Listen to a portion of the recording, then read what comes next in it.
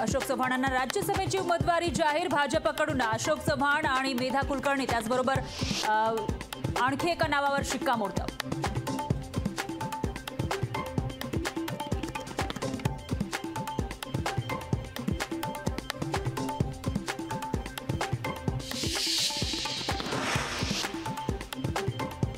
मिलिंद देवरा यांना राज्यसभेची उमेदवारी जाहीर। शिवसेनेकडून मिलिंद देवरांना उमेदवारी।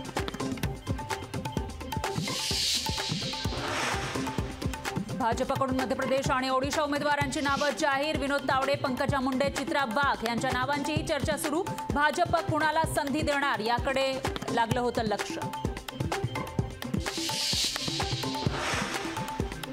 महायुतीच्या 6व्या उमेदवारीबाबत सस्पेन्स कायम। 6वा उमेदवार दिल्यास मतांची जुळवाजुळव कशी करणार यावरही बैठकीत चर्चा झाल्याची सूत्रांची माहिती।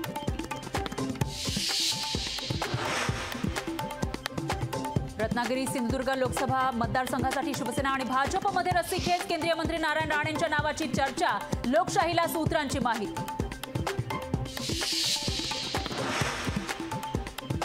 रत्नागिरी सिंधुदुर्ग लोकसभा मतदारसंघात खासदार विनायक राऊत हेच हॅट्रिक करणार। उमेदवार कोणीही असो विजय आमचाच। राजन साळवींनी व्यक्त केला विश्वास।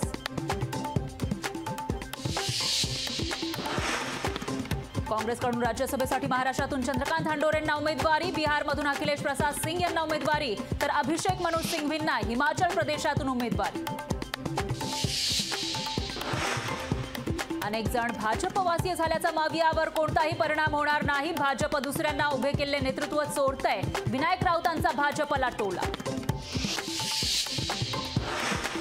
सरांगेंच्या उपोषणाचा 5वा दिवस। अखेर सरांगेंवर सलाईनद्वारे उपचार सुरू। सगळे सोयरे कायद्याच्या अंमलबजावणीसाठी उपोषण सुरू।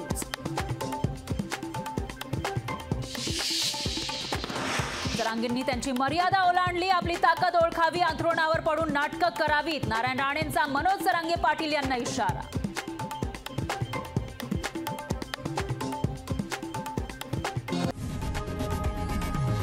लोकशाही मराठी ऐका, पहा, जागरूक रहा।